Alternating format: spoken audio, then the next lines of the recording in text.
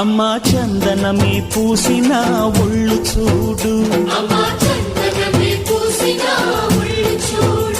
అమ్మా పున్నమి పుట్టిల్లు ఆ కళ్ళు చూడు, అమ్మా ముక్కోటి మెరుపులా మోము చూడు, అమ్మమ్మ ముగ్గురమ్మల మూల పుటమ్మ